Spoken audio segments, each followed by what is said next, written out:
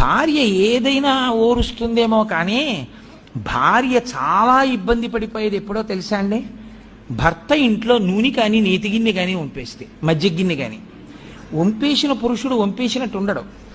ఏం చేస్తారంటే ఆవిడ ఏదో మజ్జిగ తాగండి అని అక్కడ పెడుతుంది, చిక్కటి మజ్జిగ తాగెళ్ళండి వేసవి కాలం రోహిణీ కార్తె అని. ఈయన ఏదో ఆలోచిస్తూ అక్కడి నుంచి ఆ ఉత్తరయం ఇలా విస్సాటంగా ఇలా ఏదో అంటాడు, అది తగిలి ఆ గ్లాసు కింద పడుతుంది. కింద పడగానే మజ్జిగంతా పడిపోతుంది. పోనీ ఊరుకుంటాడా చేతకాని వాడు? ఓ గుడ్డోటట్టుకొచ్చి భార్య వచ్చే లోపల తుడిచేద్దామని తుడుస్తుంటాడు. ఆవిడ వచ్చి చూస్తుంది, ఆహా ఏమి అదృష్టం అండి, నిజంగా నా కోసంగా అన్నారు మీ అమ్మగారు, మజ్జిగ వంపేశారు, పోనీ పీడా పోయింది. దాన్ని ఇల్లంతా రాసేస్తున్నారా? ఇప్పుడు ఆ వెన్నలో కాలేస్తే మజ్జిగ ఒలికిపోతే ఏ బియ్య పిండో వేసుకుంటారు, వేసుకుని ఒత్తేసుకోవాలి. నూనె ఉలికిపోయినా అంతే, నెయ్యి ఉలికిపోయినా అంతేకాని దాన్ని నేల నిండా రాస్తే ఓ నీటి చుక్క పడితే కాలు ఇక్కడ వేస్తే అక్కడికి వెళ్తుంది.